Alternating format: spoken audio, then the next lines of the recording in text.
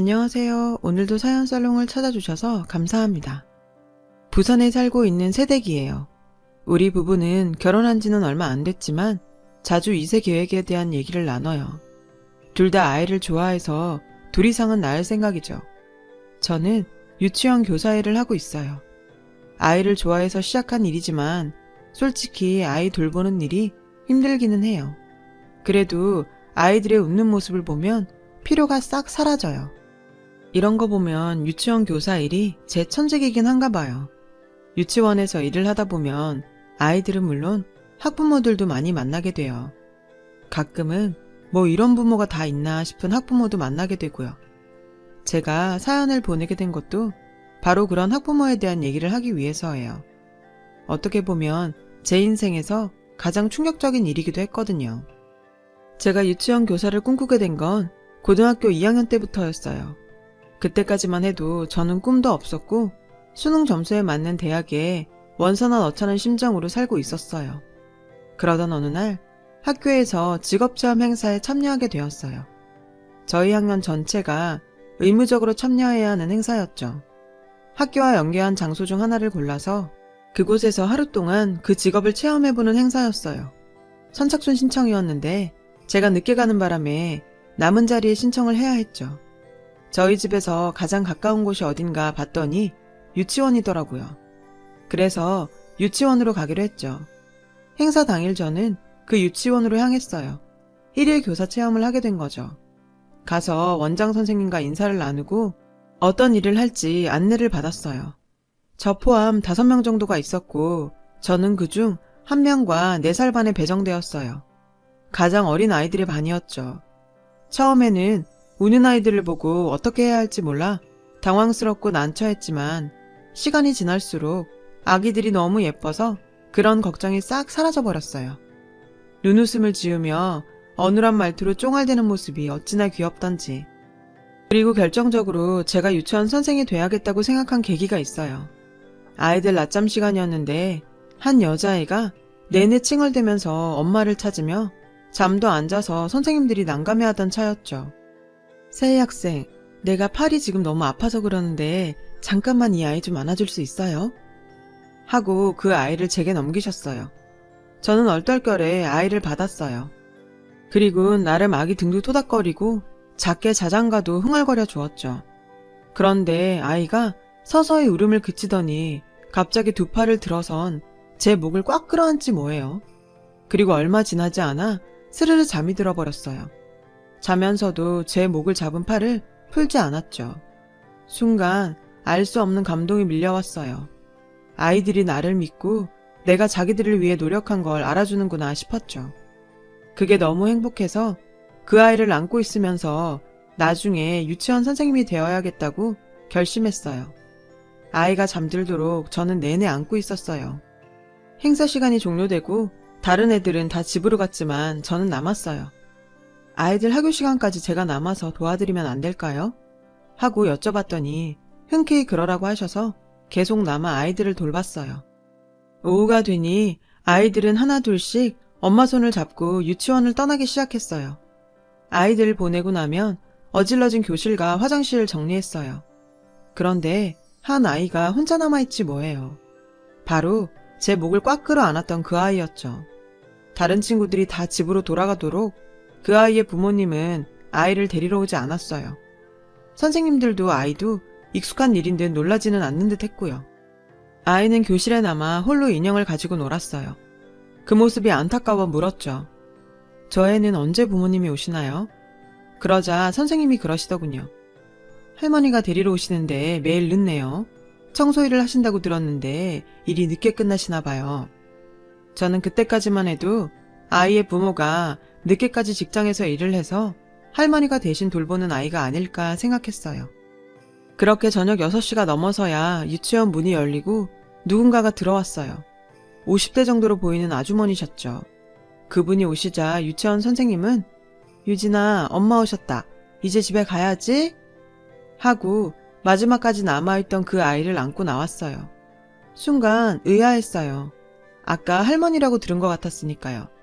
게다가 저분은 아이 엄마라고 하기에는 나이가 많아 보였거든요.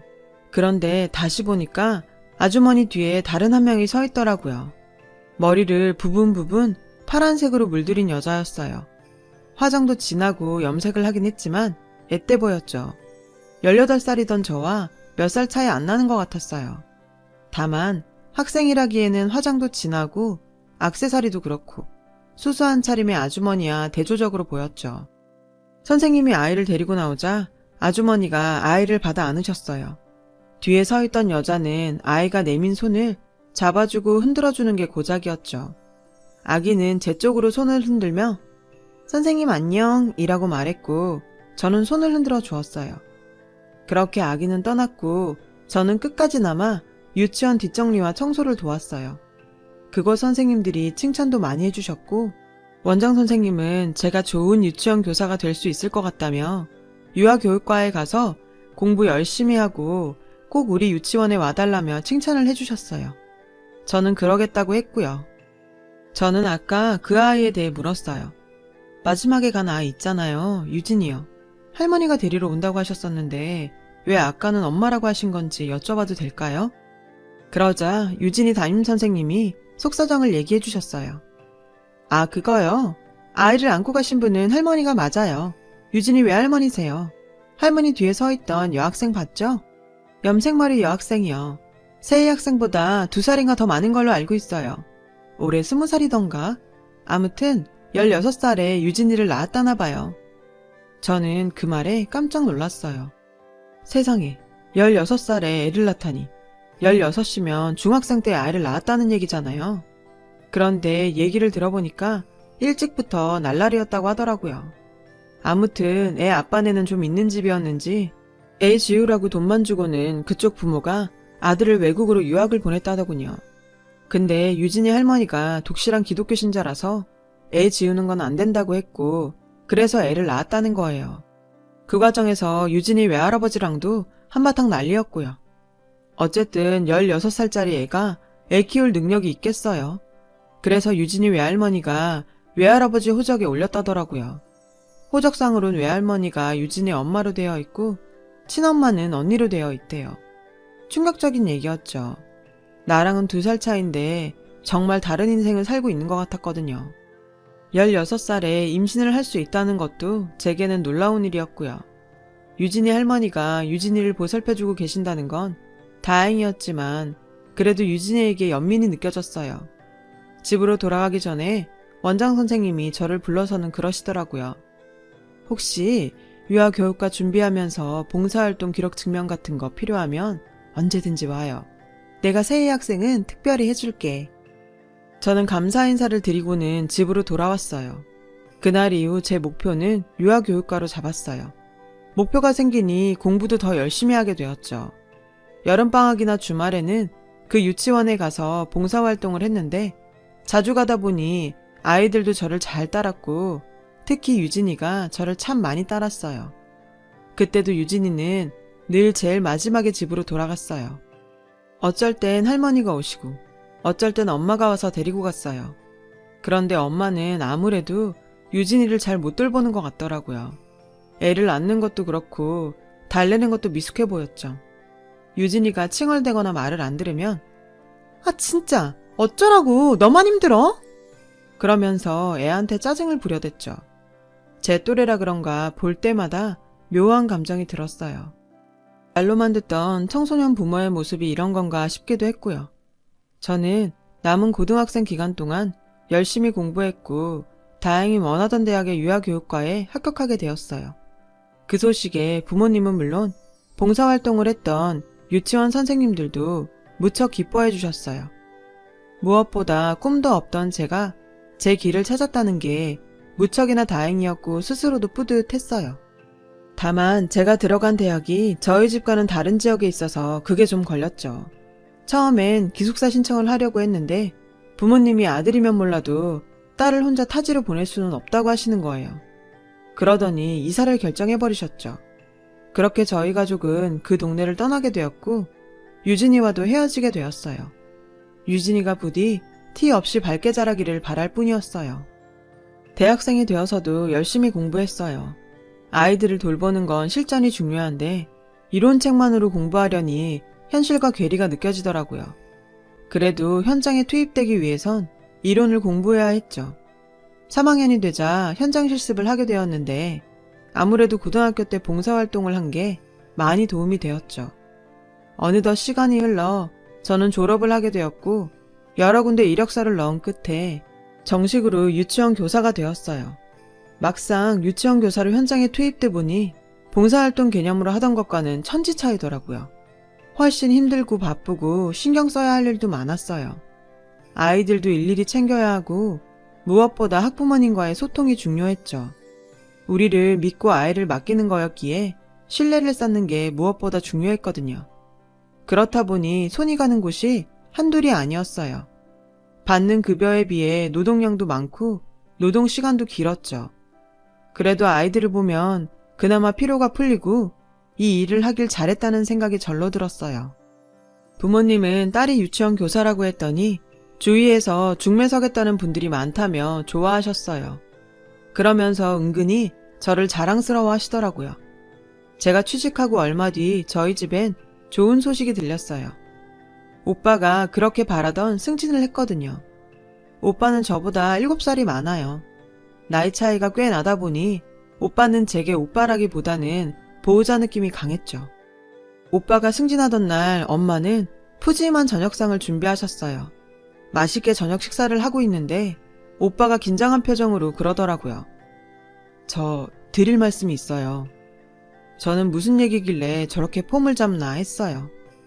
저 지금 만나는 사람이 있어요. 2년 조금 안 됐는데 그 사람하고 결혼하고 싶어요. 승진해서 연봉도 오를 거고 제 힘으로 가정을 꾸릴 수 있을 것 같아서요. 사실 승진 발표 나면 말씀드리려고 기다리고 있었거든요. 오빠한테 여자가 있는 줄도 몰랐는데 갑자기 결혼이라니 저와 부모님은 어리둥절했어요. 하지만 생각해보면 결혼할 나이도 됐고 벌이도 확실하겠다 못할 것도 없었죠. 처음엔 당황했던 부모님은 이내 잘 됐다고 좋아하셨어요.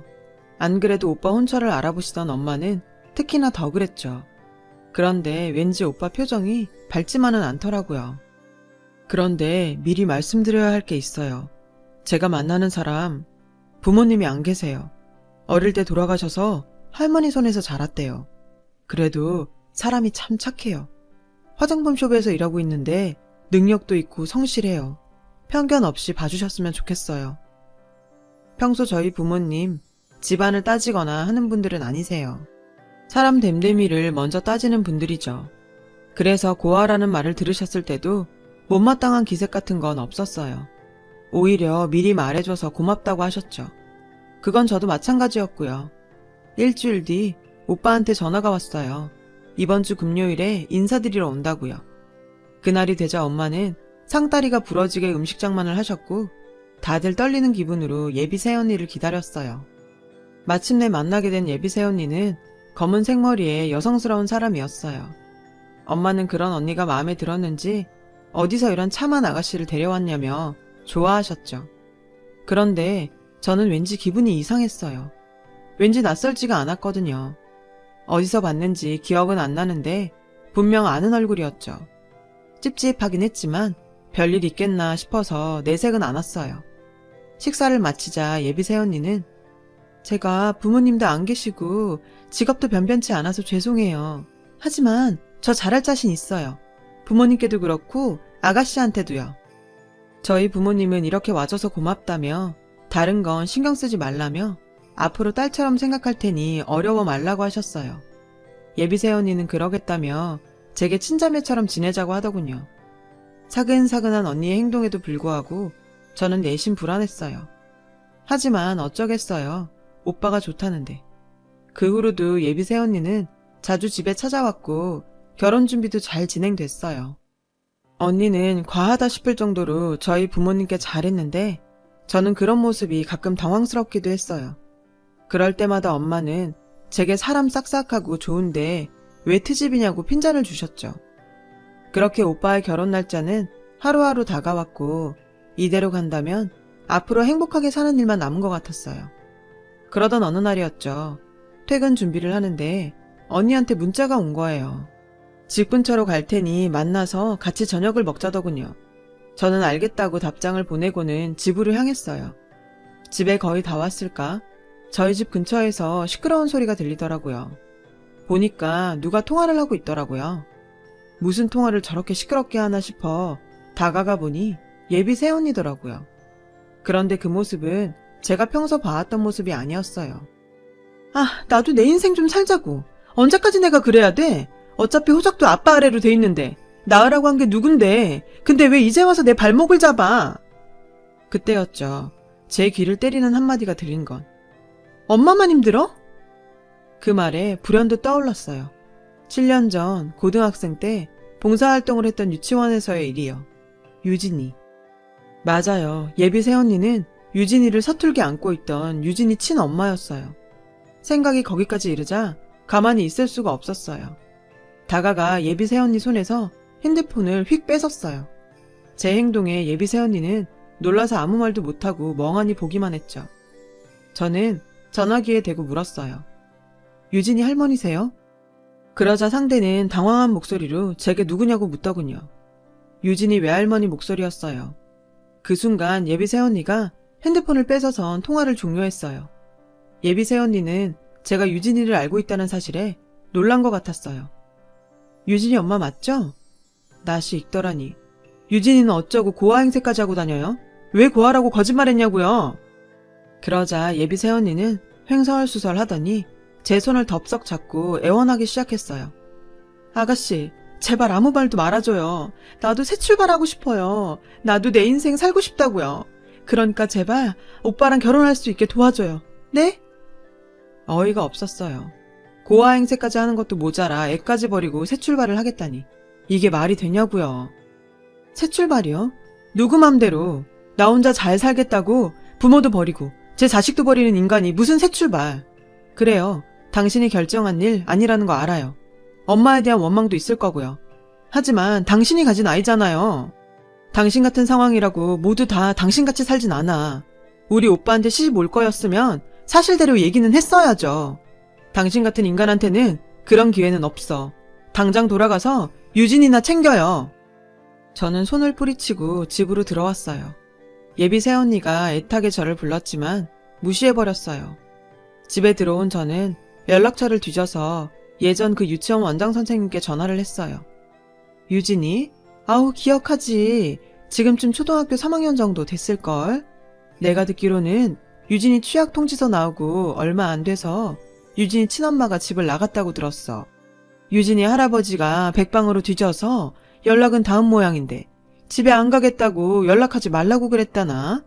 아무리 그래도 자식까지 떼어놓고 그러고 싶을까? 사실을 확인하고 나니 더 화가 났어요. 그런 인간하고 가족이 될 뻔했다고 생각하니 치가 떨리더라고요. 다음날 저는 휴일도 포기하고 예전 동네에 찾아갔어요. 원장 선생님께 받은 유진이 연락처를 들고 유진이네 집으로 찾아갔죠. 초인종을 누르니 누군가 나왔어요. 유진이의 할아버지였어요. 제가 유진이와의 인연을 얘기하자 할아버지는 저를 안으로 들이셨어요. 집안에는 초등학생 아이가 있더군요. 전보다 키가 크고 초등학생 티가 났지만 얼굴과 이목구비는 제가 기억하는 4살짜리 유진이 그대로였어요. 유진아 안녕? 선생님 기억나? 유진이 4살 때부터 6살 때까지 유치원에서 봤는데 선생님 기억 안 나? 유진이는 잠시 생각을 하더니 이내 세희 선생님 하고 소리쳤어요. 다행히 유진이는 저를 기억하더라고요. 저는 기특한 유진이를 와락 안아주었죠. 잠시 뒤 유진이 할머니가 집에 오셨고 저는 할머니와 얘기를 나누었어요. 제가 전후 사정을 말씀드리자 할머니는 한숨을 푹푹 쉬시며 얘기를 시작했죠. 그게 집 나가서 어떻게 사나 했는데 부모랑 자식까지 버리고 새 출발하려고 했구만. 모든 게 바쁘다는 핑계로 걔를 내버려도 내 잘못이에요. 아가씨 가족한테는 정말 미안해요. 할아버지께서는 딸이 당신 전화는 받지도 않는다며 딸이 있는 곳을 알려달라고 하셨어요. 그렇게 저는 할아버지와 함께 집을 나섰어요. 그리고는 오빠한테 연락해 회사 앞으로 할아버지를 모시고 갔어요. 회사 앞 카페에서 할아버지와 함께 기다리고 있는데 유리창 너머로 오빠가 오는 게 보였어요. 유진이 엄마도 함께요. 오빠는 저를 발견하곤 다가왔어요. 뒤따라오던 유진이 엄마는 제 옆에 있는 자기 아빠를 보고는 얼음이 되었어요. 네가 네 인생 살고 싶은 건 이해한다만 그렇다고 지 자식도 버리고 살아있는 부모를 세상에 없는 사람 만들 줄은 몰랐다. 네가 그러고도 사람이냐? 그 말에 얼굴이 하얗게 질린 예비새 언니는 할아버지를 끌고 밖으로 나갔어요. 유리창 너머로 두 사람이 말다툼을 하는 게 보이더군요. 그 사이 저는 오빠한테 지금까지의 일을 모조리 얘기했고 차분하게 얘기를 듣던 오빠는 충격을 받았는지 두 손으로 얼굴을 감쌌죠. 그 모습을 보니 괜히 잘 살 사람 인생 망친 거 아닌가 싶어 미안하기도 했지만 그래도 나중에 알고 충격받는 것보단 낫다 싶었어요. 그때였어요. 할아버지를 억지로 택시에 태워보낸 예비새 언니는 표정을 싹 바꾸곤 안으로 들어왔어요. 오빠, 내가 다 설명할게. 아가씨, 뭔가 오해를 한 것 같은데 유진이 내 애 아니야. 정말이야. 부모 얼굴에 먹칠하는 것 같아서 그동안 숨기고 있었는데 유진인 아빠가 밖에서 나온 자식이야. 그 일 알고 난 집을 나온 거고. 아가씨가 나에 대해 오해하고 있는 거 아는데요. 그래도 내 말은 들어봤어야죠. 나 정말 억울해. 아빠가 인생 잘못 산 것 때문에 왜 내가 고통을 당해야 하냐고. 나 정말 행복해지고 싶어. 아빠한테 받은 상처 잊고 새 출발하고 싶다고. 그러니까 오빠가 나 좀 도와줘. 고아라고 속인 건 미안한데 그럴 수밖에 없었던 내 심정도 알아달라고. 오빠, 제발 나 좀 도와줘. 어? 기가 막히더군요. 모든 게 밝혀졌는데도 끝까지 혼자 살겠다고 자기 아빠까지 파렴치한으로 만드는 언니의 가증스러운 모습에 저는 할 말을 잃었어요. 그건 오빠도 마찬가지였죠. 야, 너 언제까지 거짓말할 거야? 뭐? 밖에서 나온 자식? 너 사람 새끼 맞냐? 인간 맞냐고. 너 하나 잘 되자고 도대체 몇 사람을 시궁창에 쳐넣는 거야.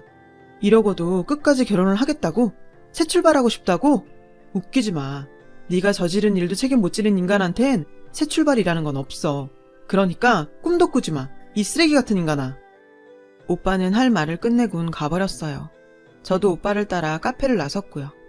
뒤늦게 사실을 접한 부모님은 많이 놀라셨고 당장 이 결혼 취소하라고 길길이 뛰셨어요. 그렇게 오빠의 결혼은 취소가 됐고 이후로도 한동안 예비새 언니는 우리 집 식구들을 찾아다니며 용서해달라고 빌었어요. 끝까지 결혼에 대한 미련을 버리지 못했던 거죠. 참다 못한 오빠는 한 번만 더 가족들을 귀찮게 하면 형사고발하겠다고 엄포를 놓았고 그제야 예비새 언니는 단념을 했는지 찾아오지 않았어요. 그 후로도 저는 유진이와 연락을 주고받으며 관계를 이어갔고 결혼을 한 지금까지도 종종 만나고 있어요. 결혼이 깨진 뒤 유진이 엄마는 연락도 끊은 채 어딘가로 사라져버렸다더군요. 혹시 모르죠. 어딘가에서 고아행세하며 또 다른 남자를 꼬시고 있을지도요. 저희 오빠는 얼마 뒤 다행히 좋은 사람을 만나서 연애를 시작했고 2달 뒤 결혼할 예정이에요. 비 온 뒤 땅이 굳는다고 상처받은 오빠가 부디 아픈 기억을 잊고 잘 살기를 바랄 뿐이에요. 사람이 이기적으로 살지 않으려면 책임감도 꼭 필요하다는 걸 알게 되었습니다. 지금까지 제 사연을 들어주셔서 감사드려요. 제 사연을 들어주신 분들께 항상 좋은 일들만 있길 바랍니다. 여러분, 사연 댓글에 응원과 현명한 조언 부탁드려요. 좋아요와 구독은 저에게 큰 힘이 됩니다. 오늘도 좋은 일 가득하세요.